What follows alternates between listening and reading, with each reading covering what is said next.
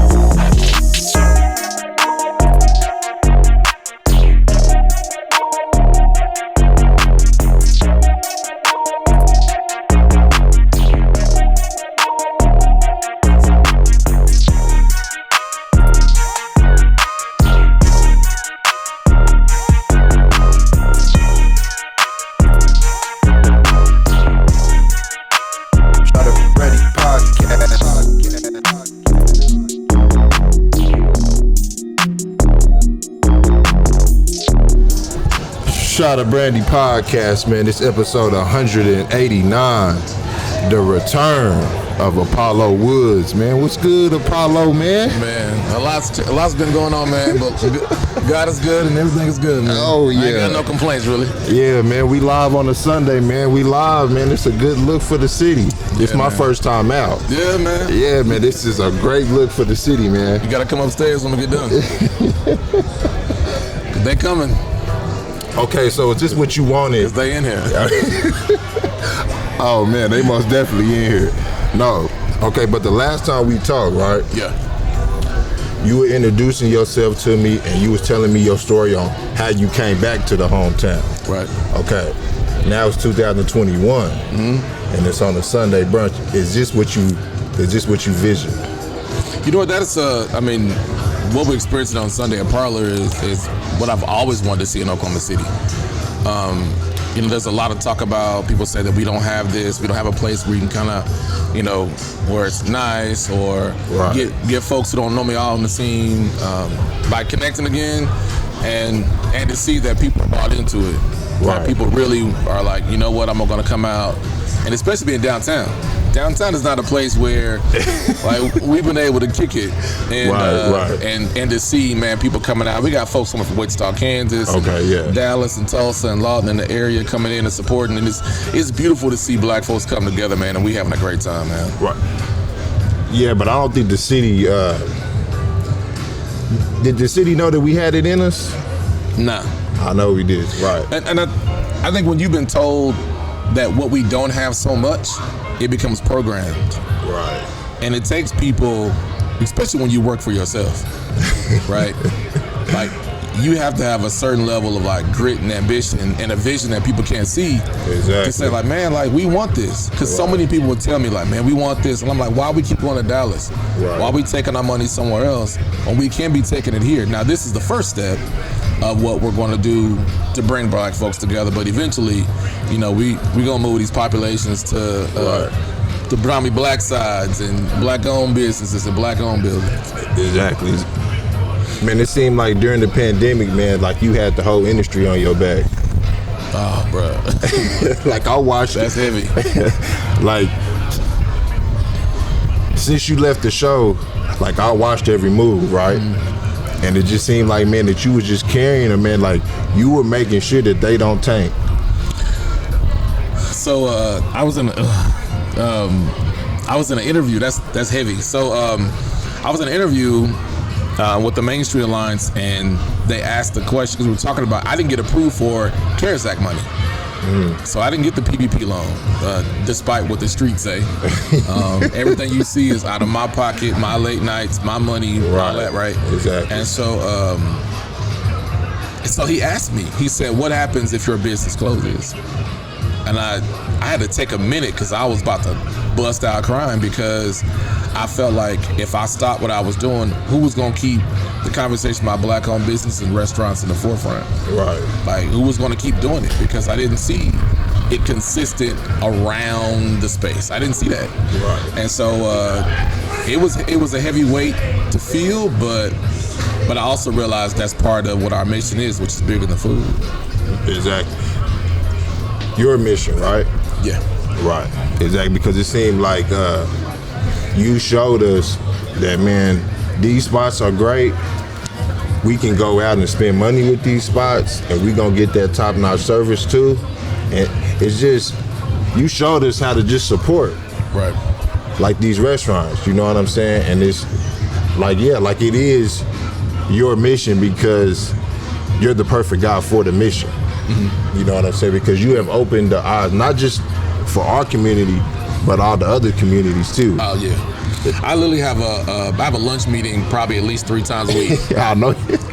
and as exhausting as it is to have to constantly explain to folks outside of our community what's happening to us, Right. to help them open their eyes and see the system of oppression and racism and prejudice and all that stuff. But I also realize that I have a chance to say, let me introduce you to our culture. If you really say that you want to help us, let me show you. Right. Because in 2017, 2018, no one wanted to go to a black-owned restaurant and have a meeting with me. Now, people want to go. Right. And so it becomes that accountability of, well, don't just spend my time talking about what we want to do because of Black Lives Matter and rallies and all that stuff. Put your money where your mouth is. And so I'm confident and bold enough to make these very straightforward statements because what you see in all the layers you see of Apollo publicly are the same layers you're gonna get when you sit down in front of me. I'm not the switch up kind of guy. Right. That ain't me. Right. And you up front. Oh yeah. Right. Yeah, but you know how to talk for us though. You gotta be. I mean, you have to be honest, man.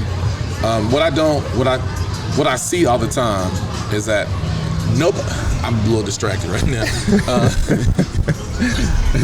Nobody wants to feel like they chose the wrong person.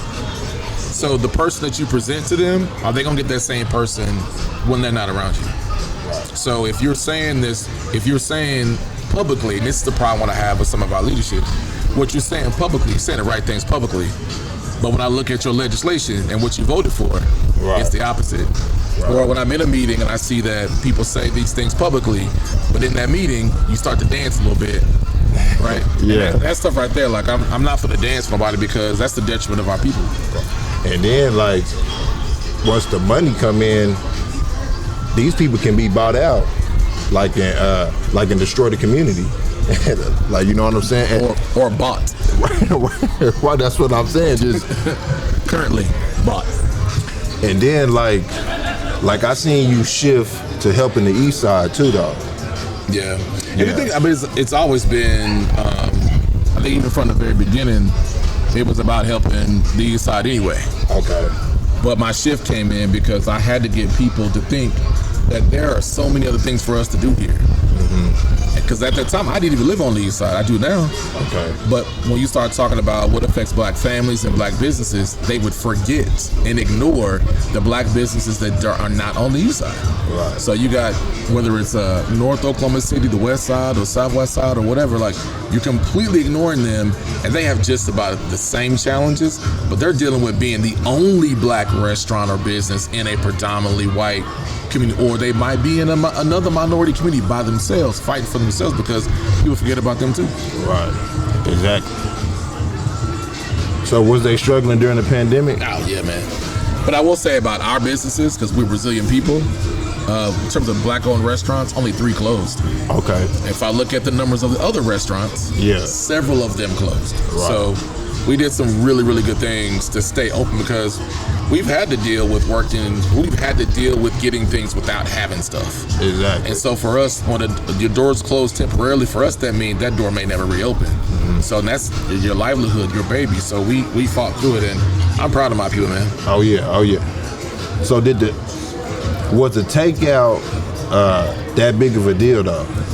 Could you say that 3 closed? That's not a lot, you know what I'm saying? But the takeout during that time, could you tell the difference, like during the lunchtime hours and stuff like that? Like, of course. Oh yeah, it was definitely an offset because Right. when you have shelter-in-place policies that were really, these policies were attacking restaurants and bars. Okay. So Exactly. they had to have some other kind of way to get their service out. So the takeout and curbside is what helped them, but it's also something that businesses were forced to do because they needed to do it. When you look at the Chick-fil-A's people started going to other franchise spots that they don't normally go to because they made it easier to shop with them. And COVID really made not just black-owned businesses, but small businesses really look at how easy are you making it for people to buy from you. Okay, right. So, Exactly. but now I think people are starting to level out. Oh yeah. And adjust to the environment, and people want to get back to living their best lives. Right. Then on your podcast that you got. Oh. So is that a food podcast or is that a political podcast, man? Which one is it, man? Because I'll be tapping into the so it's not even episode. A food podcast, man. Right.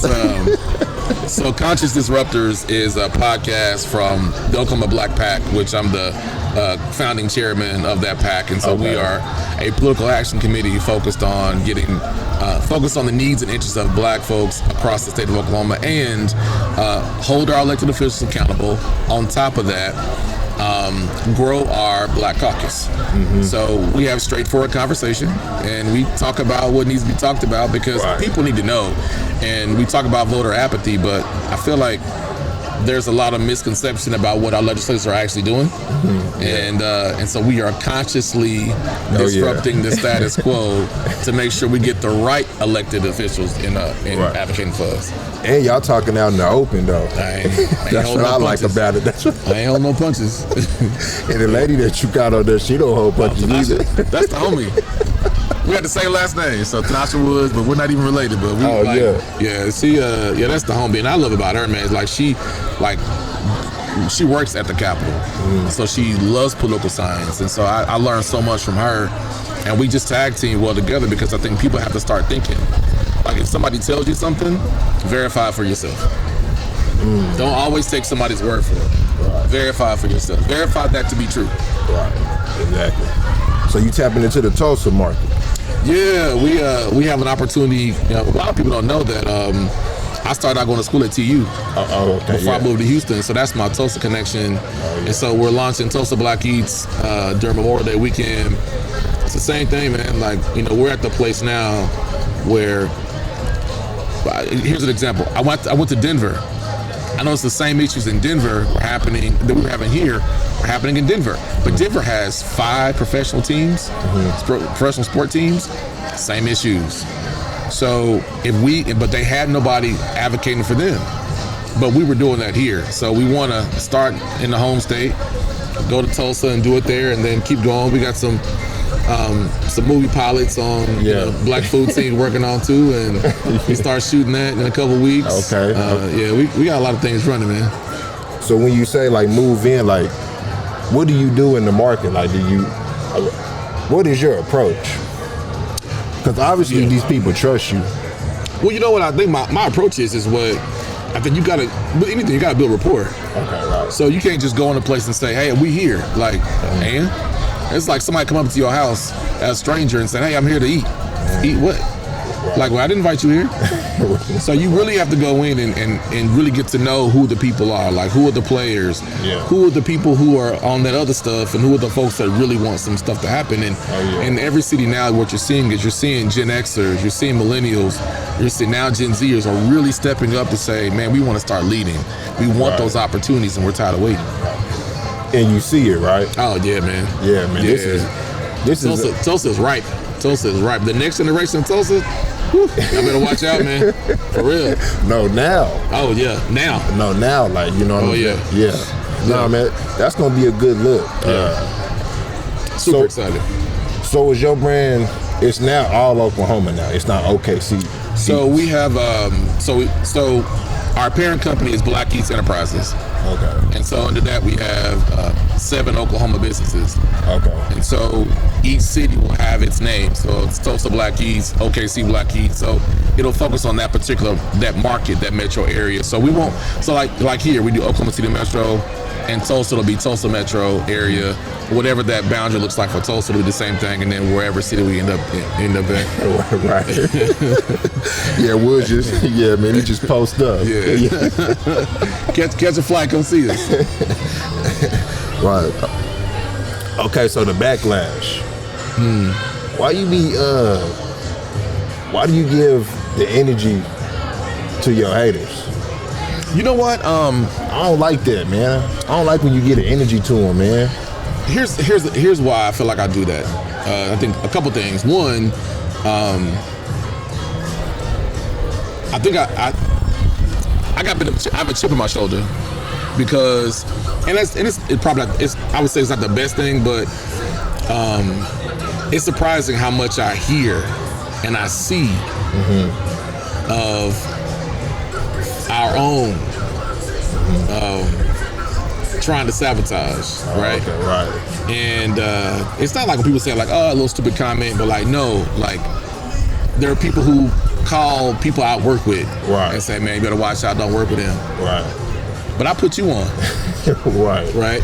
So that stuff burns me the wrong way. But I know I should probably ignore it.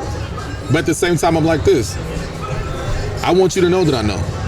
Exactly. Because if you can say it behind my back, or people are talking with some chick and it gets back to me anyway. Right. Or oftentimes it's really dudes talking to dudes and then it gets back to somebody, anyway. But I probably shouldn't pay that much attention to it. But I think for right now, my headspace where I am is and people don't understand how much I've had to give up. And I think that sacrifice. Part, that man, like, I think one of the most hurtful things that happened to me recently is that it's feeling rejected by your own. Oh yeah. For serving your own. Right. And giving your all to your own. Everything. Like everything. Right. Like almost to the point where it was so burdensome. Like I could have had a stroke.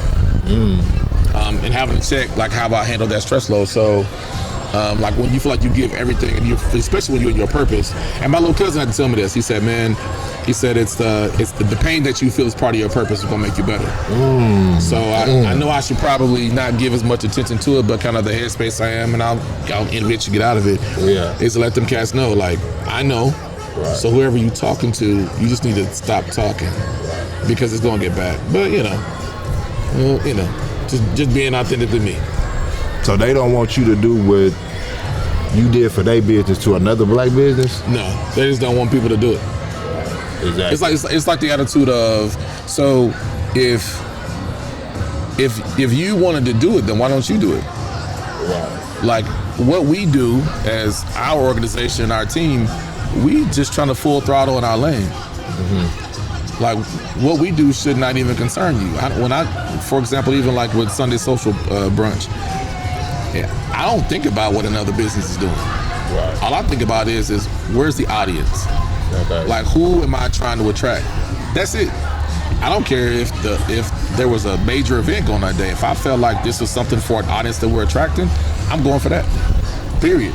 Yeah, man, but that's easy for you to say, but look at this crowd that you got, right? So they know how powerful you are, and they know what you come with, though. You know what I'm saying? And this is money, so that's what they looking at, like you taking money from them. You know what I'm saying? But here's the thing. That's the part that bothers me, because if you look at me taking money from you, it's like with everything else in business. Right. You got Nike and Adidas, you got these different shoe companies, all kind of shoe companies, but they got their customer. Right. So if you go into a marketplace and you feel like your competitor is consuming the market, then your job is to go get part of that money. But if they're not saying, I'm going to take Nike's customers per se, they're saying, hey, there's this audience that matches our demographic that we want to get. Who I'm after are the people that don't normally go out. That's it. That is it. I'm not after the people who are always on the scene. I want those like professionals who say, man, there's nothing for me here, and they drive to Dallas or they fly to Vegas. Right. Like, nah, you can stay here and do that. Exactly. Then your oppressors, though, you know what I'm saying? And they look like you too. Okay. That's terrible. That's terrible. Yeah, man, but I'm talking about like the Pharaoh skin, though. Oh yeah. Why you be coming back to them, though? Because that's gonna be there. And that's been there since day one, just off the name alone. Yeah, I think what happens with those folks like the boogeyman. Like those particular people are like the boogeyman because they feel like because they're white and they got this privilege, they can say what they want and no one does anything. Right. Well, the boogeyman's not real. Right. So I'm gonna punch the boogeyman in the face. Exactly. Because every time you every time you hit the boogeyman, guess what he does? He goes away. Right. The boogeyman is there because he creates this fear. I'm not afraid of the boogeyman. I'm not afraid of the oppressor, whether he looks like me or not like me. I'm not afraid of that because what we do is bigger than food. It's way bigger than that. It's way bigger than having several hundred people come through an event. And it's way bigger than that.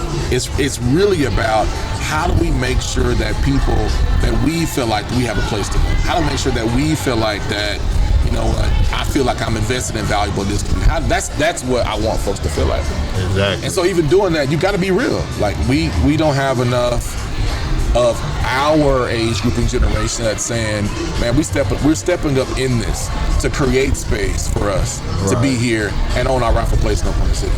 Exactly. And is this what you wanted right here? Yeah. I mean, this is part of what I want. Okay, right. Part of what I want. The bigger thing of what I want is I want us to be in spaces where we can make decisions. I want this audience. I want this 35 to 44 age range or 27 to 44 age range.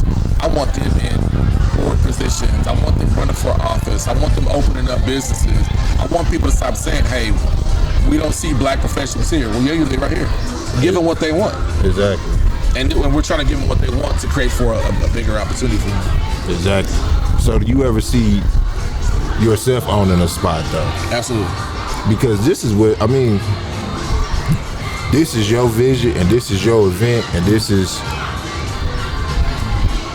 your people that's supporting you, right? Right. So if you had your own spot, man, it'd be sky's the limit. Like, I'm talking about like during the week. Like you can have this during the week. When you realize how much money you're giving to somebody else, it's like, ooh.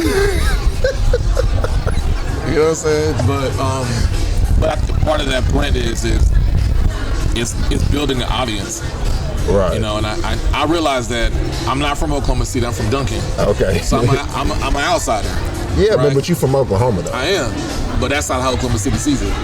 Okay. So you're an outsider, like you're still an outsider. And I still gotta, kind of do that piece, but at the same time, it's like, look, this is what we can have. All right, now, if I get all these folks together, and if we can spend $10,000 in a couple of hours, how do we get this money over into a black-owned business? Right. How do we get this regularly over to our own? Right. And so that's part of what it's like. When you said, do people feel like this is possible? And I said no, but this for me is like, look, y'all, this is possible. Exactly. We had no issues.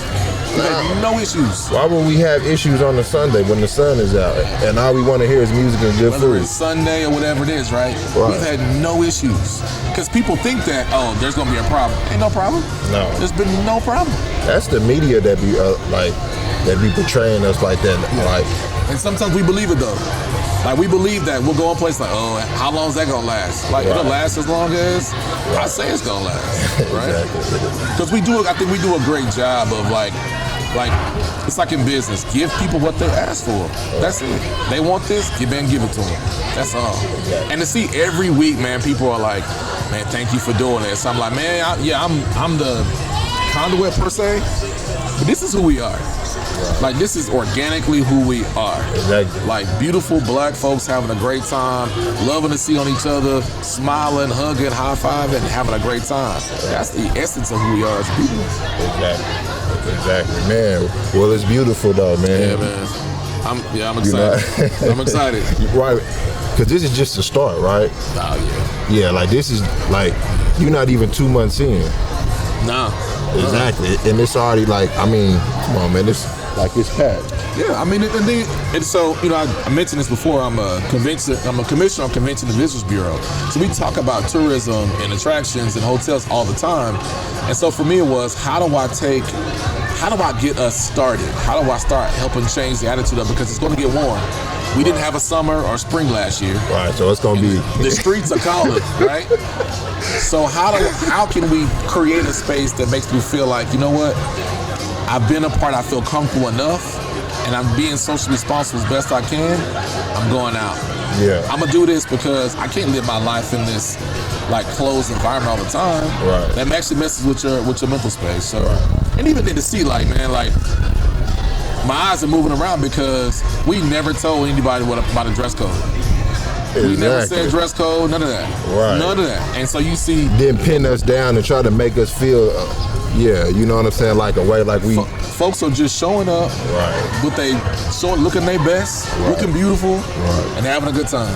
Exactly. And they're like, man, this don't look like Oklahoma City, but it is Oklahoma City. Right. So if we can do this, why can't we do this? Right. But let me just say this, because I know somebody's probably watching this, man. Like, there doesn't need to be one Sunday social brunch. There needs to be multiple brunches, multiple happy hours going on at the same time. When I lived in Houston, it was there were multiple things going on at the same time. Yeah. Because who I'm attracting for this thing, whatever that thing is, may not attract somebody else. So then you do your thing. Like fill your lane and get your folks. So then I can say, hey man, like we ended at 3, but we finna go over here. Right, exactly. Right now, I don't Sunday fun day, right? I don't have that option to be able to say, like, where can I say there's this audience going on or this thing going on, we're going over here. I can't push the crowd. But like around live music starts at about 23 minutes. But live music. But at 3 o'clock, somebody's gonna say, man, what's next? Right. And I'm like, I don't know. I'm going home. I'm tired. Yeah, because it's work for you, right? Oh yeah. But I love it. Oh, okay. You know what I'm saying? Okay, yeah. So you can still sip a little bit. I love it. And I love it because I'm literally sitting back and like, where else have I seen this in the city? That's what I'm saying. But what I want to see in black-owned spaces. Right. But it starts here. We can have it both. We can have it in spaces that are not black-owned. Because I'm teaching them about diversity in a way that they didn't know. Exactly. They're getting taught. Right. Like they getting a lesson. And that's why I say that you the man for the job, though, because you know how to talk to them. Getting a lesson. Like stern and still get your message out, but still do it in a way where it's like still mellow. Matter. The numbers matter. And even when I'm not. Like there are a lot of times I'm like, look, I'm not hearing that I treat people the same. No, you don't. Right. Like if you treat everybody equal, then you're ignoring the journey of black folks. Right. So let's consider that. So I mean, yeah, I mean I'll take whatever level because at the end of the day, I want people to know I'm fighting for you. I'm not fighting against you, but if you bring it, yeah. It is what it is. Exactly. Oh man, well I appreciate your time. Yeah, man. During your own event, man, you taking time out for me, man. The podcast, bro. Man, you know what I'm saying. Nah, I love what you're doing, man. I see you involved as well, man. You on the road, highlight more artists, showing the thing about even the female rap scene. Like I was like, man, I didn't even know about that until you said it. I was like, yeah, you own something. Yeah. So I definitely love your vision just doing this too, man. Oh yeah, and man, like you be helping other businesses too, man. Cause Devoted Media, like. Told me, you know what I'm saying? Homies, man. Yeah, man. Like you low key with it too, though. I don't have to get no credit for that. Like, right. if you good people, and I'm like, man, look, go ahead, do that. Exactly. Because you need it. It doesn't make any sense for me to open the door for myself. Right. Like, it does not make. It's like I'm in this place now where I'm in certain things, and I'm like, I'm not getting off of it until somebody looks like me in that seat. And I told them, like, I'm ready to get out of this seat. Yeah. But I need somebody that can take this on. I didn't do this work to get us there for you to give it to go backwards. No, I need another black person who can carry the work that we've done in this seat. Until then, I'm standing. Right. And that's how I am, man. I want to open up doors because I want to see folks do their thing, man. We got too much talent in this city. Man, we got a lot of talent. Man, that's what I be trying to showcase. Okay, 2 more questions, right? Okay, so the East Side Market, is that for us? Yeah. Or is that getting ready to show them that they can come over there? I think the East Side Market is definitely it's a response to the needs of needing a better, healthy option in the city. Okay. It's an example of how people can work together, but it's also an example of how black folks can do the same thing for us too. Right. So I love what they do, what they've done to create it, but I also look at it as, so what kept other opportunities to invest money from public-private partnerships into black-owned establishments. Right. I love the Restore Market. I love that it's there. It's a beautiful thing, and it makes me emotional for a number of reasons, but it's also an example, if you really pay attention, it's an example of what we can do in our own communities. But we got to show up for that. We got to show up and fight for that and hold our folks accountable. Right. Okay, man, last question. Now, the other grocery store, is that for us? Homeland? Yeah. Yeah. Same thing. Okay, so you believe that the East Side is going to stay black? No. That's what I'm asking. That's a different question. No, it's not. So when they're setting it up. So when you say hey, is the store for us? Yes. Is the other question being that how do we keep the East Side black? Right. The only way that we're gonna be able to do that is we have to show up, and we have to make our voices heard, and we got to do what we say. We actually got to be in those spaces. We can't just be loud and be disruptive. Right. But are we showing up to the polls? Are we showing up to make sure whoever we elect, their job is to do what we tell them to do? Right. That's what their job is. So we got to do that. But I don't see, even if you look at other cities, I don't see, when you look at trending numbers, you don't see, unless they're in a rural black area, that communities want to stay predominantly black. And what's trending on the east side right now is it's trending to be not the majority in its own community. Yeah, man, but they took out Northeast, and they about to change it to them. They already jogging over there. They buying up land. Like, people don't understand, like, the property on the east side is still beautiful. Like, it just needs to be redone. You know what I'm saying? Yeah. And they're doing that, though. But why are we not doing it?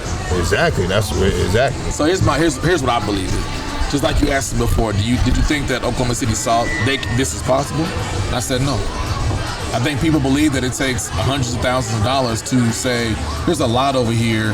Well, if you pay the taxes, then you can own that lot. Well, what do you do with it? Build on it. Are there programs there? Yes. But we gotta show up and be present. We cannot depend on our black pastors, our elected officials to tell us what to do, because half the time they don't even know. Right. So if we really want that to change, we want to preserve the culture of our communities, then we have to show up, and we have to show up and do it for ourselves. Right. Because it is absolutely possible. Look at that Fifth Ward in Houston. You look at Atlanta. You looking at like Chicago. Look at Tulsa. Right. The examples are there. We have to believe we can do it. So we need folks to come together and say, I don't care what they're saying. We are going to do this for us. Exactly. I appreciate you, Apollo, Yeah, man. man. You a smart man, man. Full of wisdom, man. I always appreciate it, man. I do the best I can, brother. Yes, sir. Let's go back and see what this bus look like, though. Shout out to Brandy podcast, Yeah, man. That's episode 189. The return of Apollo Wood, man. We definitely going back. Yes, sir. Oh, yeah, man. It was all good. That 5-minute truck.